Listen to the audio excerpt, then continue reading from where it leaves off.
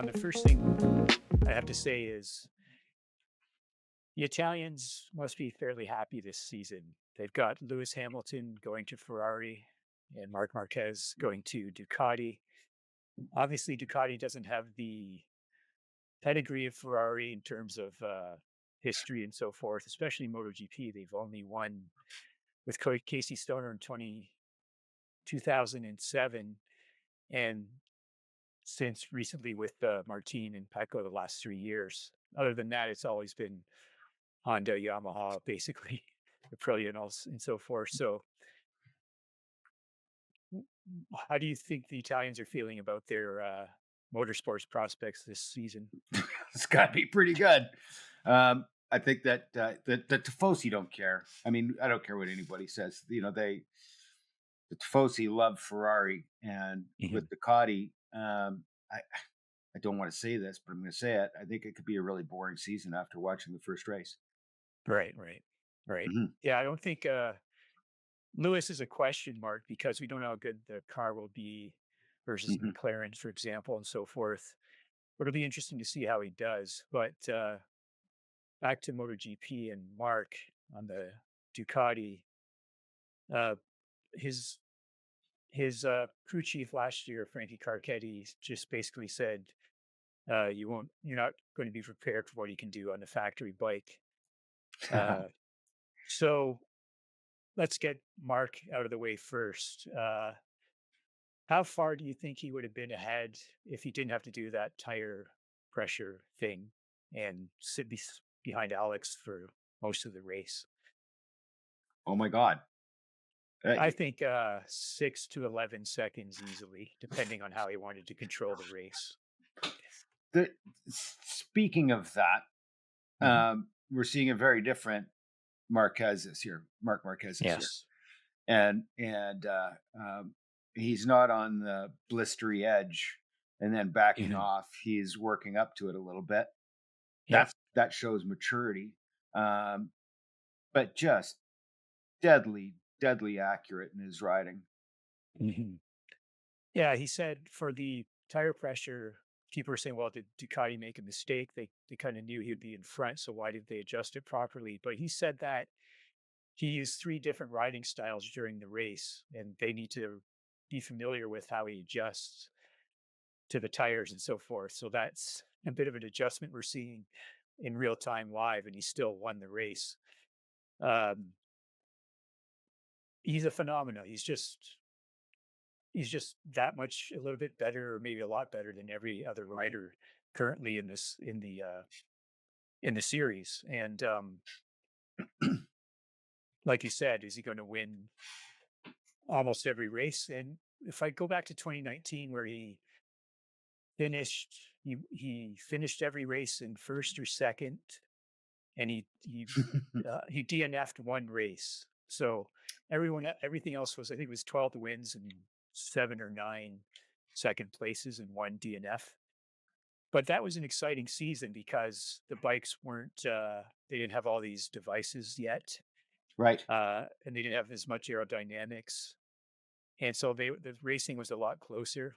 But we can't base it on just one race. It could be a case of Marc ahead throughout the season and good racing behind him. And this is my chief complaint about this race is everyone's saying it was boring and so forth. And at the front, it wasn't very exciting. Absolutely. In terms of dicing, but the coverage was terrible. What about the dicing in the back? We had John Muir on the Honda. He had to avoid an accident. He moved ahead and then crashed out, but he said his bike was physically burning him, so he didn't remount. We had Bezzecchi coming back from 19th to 10th. We had a whole bunch of action in the back that we didn't see whatsoever. Right. So the direction was pretty terrible for this race as well, I would say. Well, I'm hoping that they take a page out of F1 in the first time that really happened in my lifetime in half a century of watching F1, where Schumacher was just off the front all the time, and the first couple seasons of that was just horrible to watch Mhm. because all they do is show this one car out in front by himself, and then Mhm. Yeah. eventually you get to the back markers and there'd be some fun, but that's about it.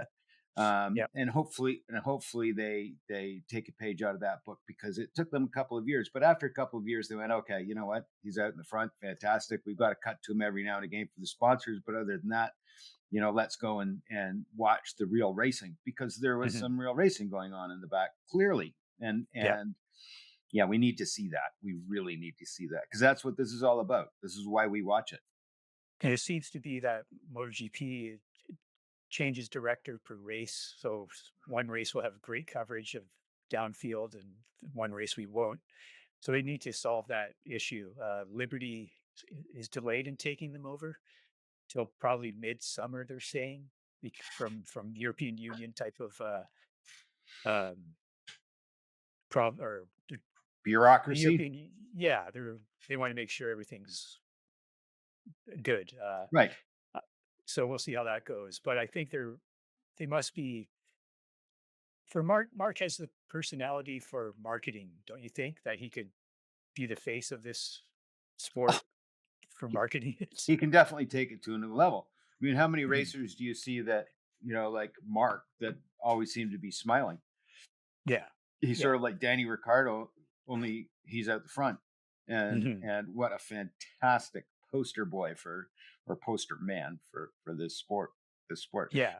And I find that there's a lot of great personality in this, and it doesn't seem to be it's amazing to see two racers dice, and clearly one is ticked off at what happened, but by the time they're on the podium, they're perfectly fine with each other.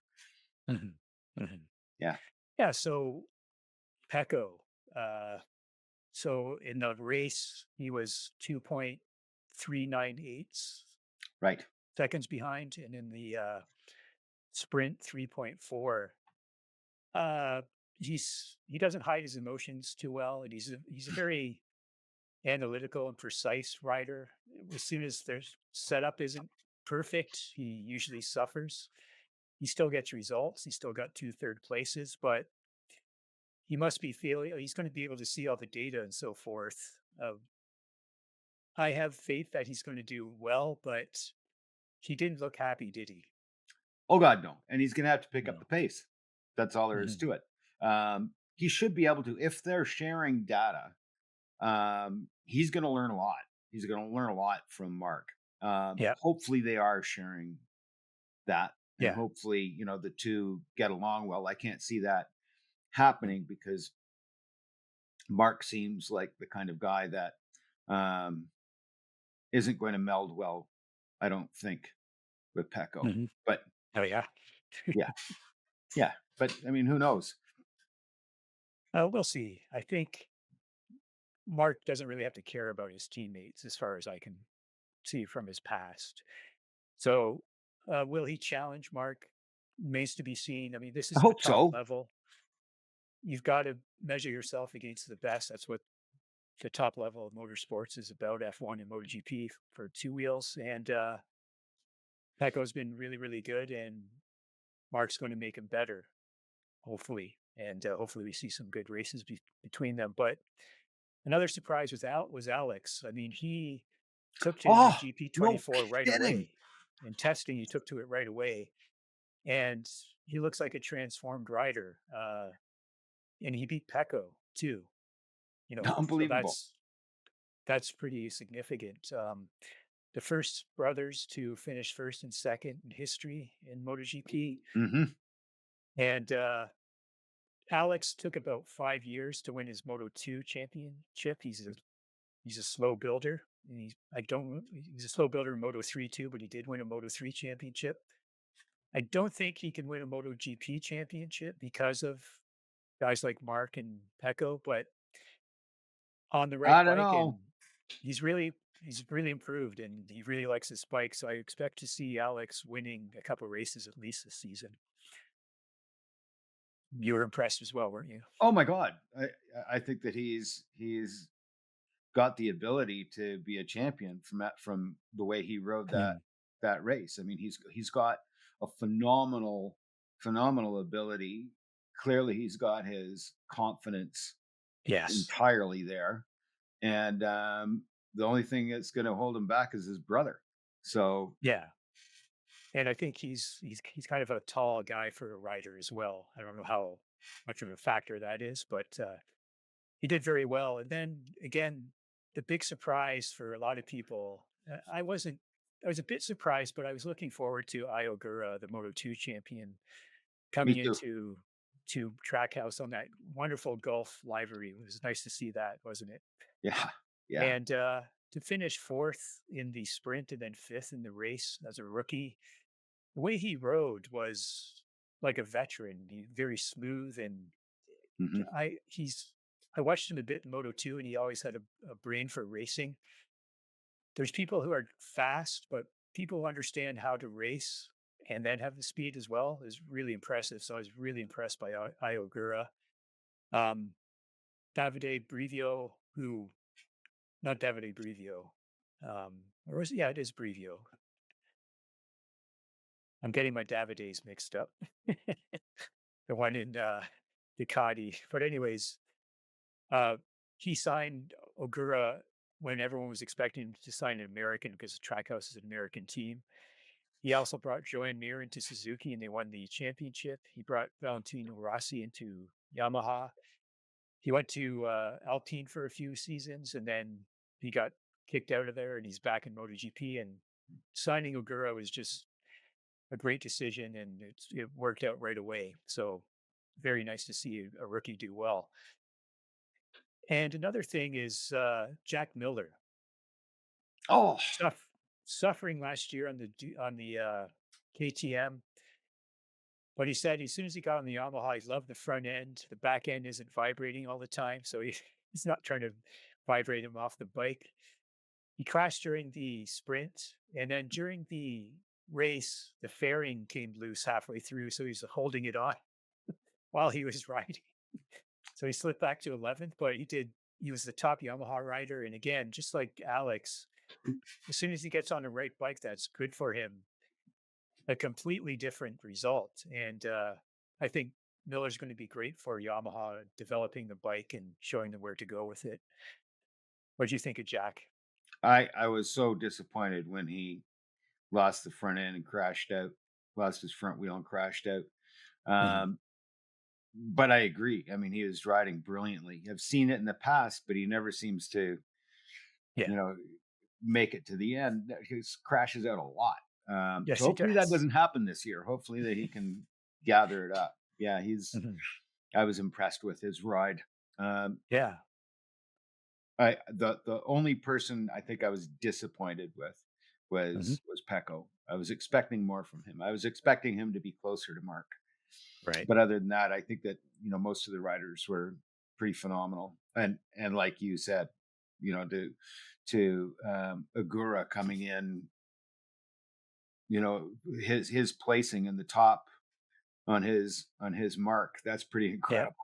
Top Aprilia right away. Yeah. And Bezecchi has had issues adapting, but he said he kind of figured it out adapting to it during the race and he went from 19th to 10th. So that's good for him. I'm sure that Jorge Martin, seeing these results back from his injuries, is going to be happy to get back to racing again, but probably not until after America. So maybe 3 races from now, we'll see him back.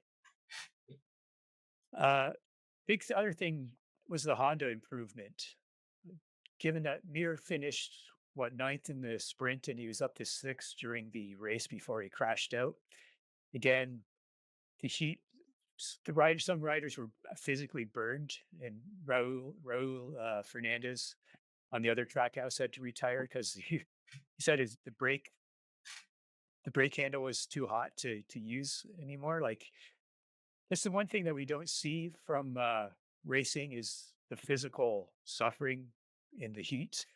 We Hmm. saw it in it was in Qatar where the F1 drivers could barely get out of their cars after the race, right? Hmm. And here we had riders showing burns on their thighs and stuff from the bikes burning them. So, but other than the crash, like the pace of the Honda was pretty good compared to the last 3 seasons and compared to last year. So great to see Honda, you know, taking a big step. Clearly the greatest improvement of any of the Mhm. machines. Mhm. Mhm. Tell me, what's the Yamaha, story with Ducati, and what's Ducati doing differently with their non-factory teams? uh, not much. They're just giving them the 24 bike and Hmm. the 25 bike.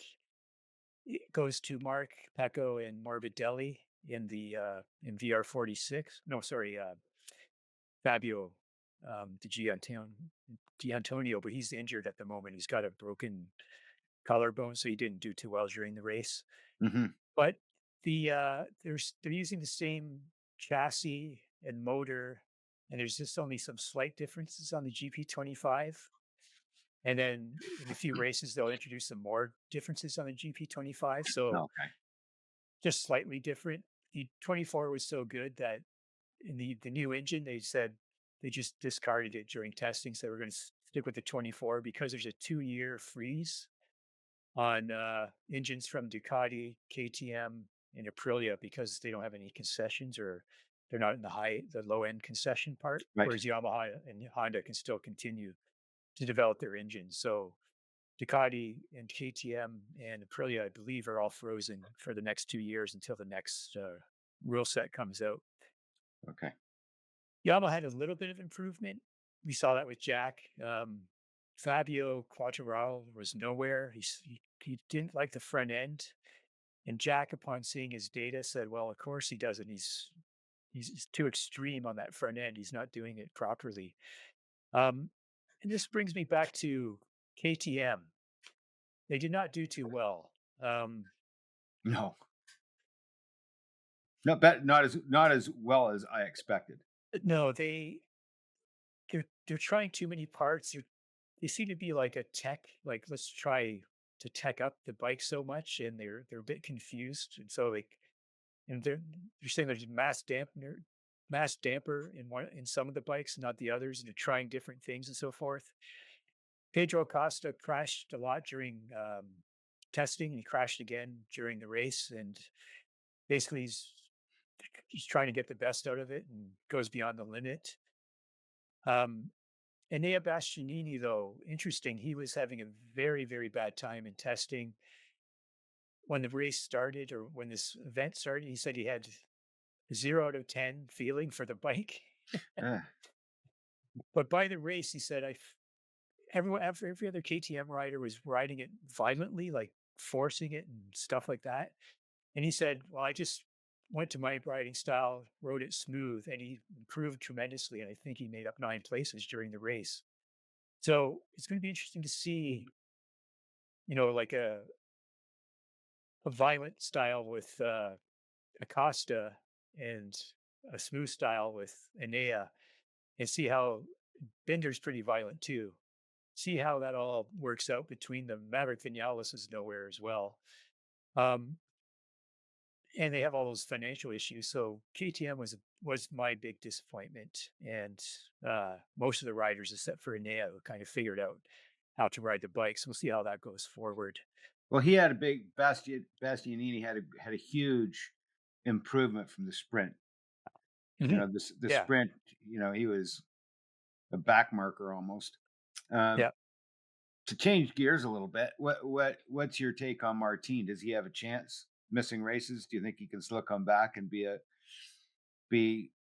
little bit of a fly in the ointment of Mark and actually just Mark? Well, looking at how Ogura did on the Aprilia, how Bastianini improved on the Aprilia, and looking at the standard that Martin has, he's got a very high standard. He's a very good rider, obviously, and a champion.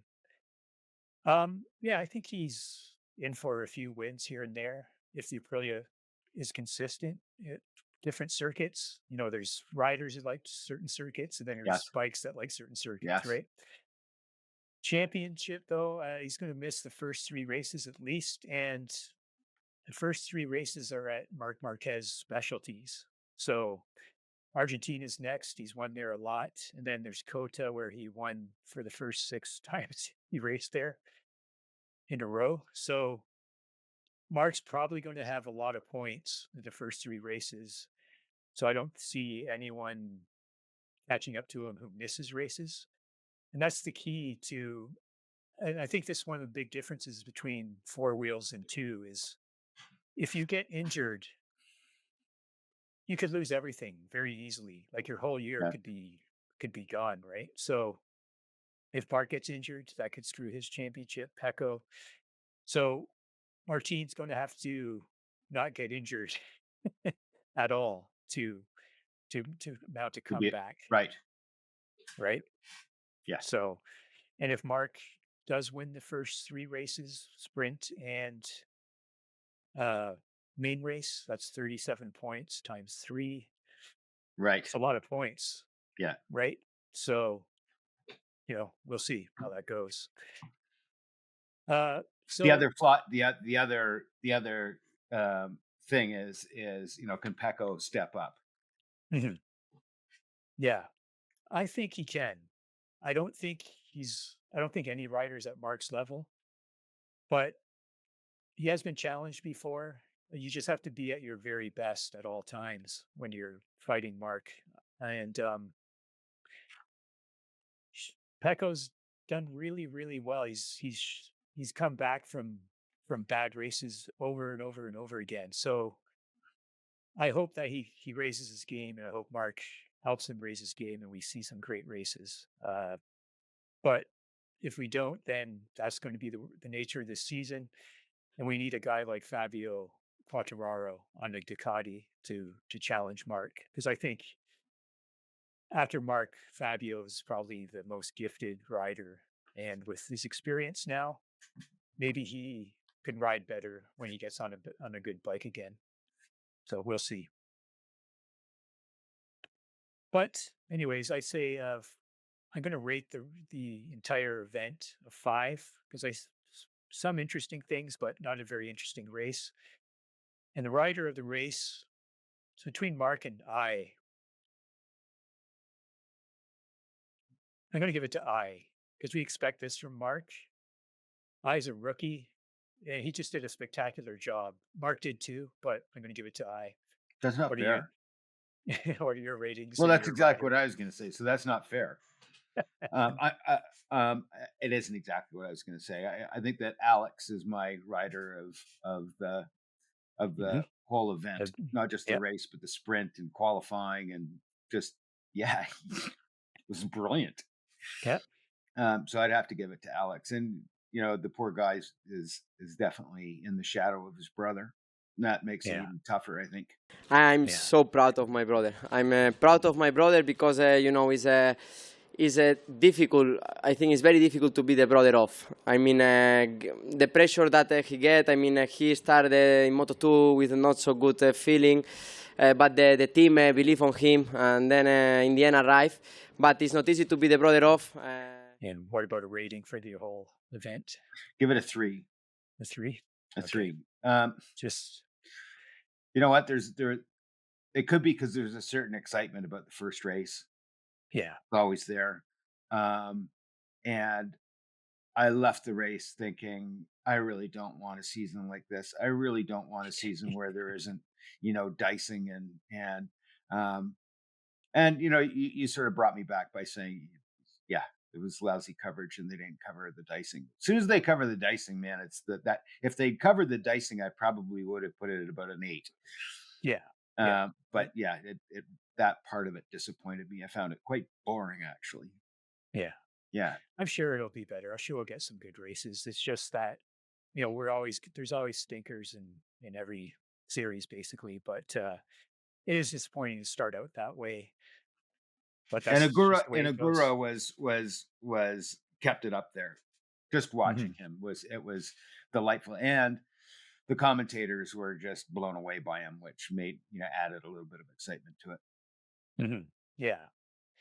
So next up we have Argentina again. I remember one time on the Honda, he was like 12 seconds ahead of the entire field, including the other people on the Honda. So So I imagine it's going to be after Mark. Hopefully they follow what happens there and go to the same thing. So we'll see how it goes.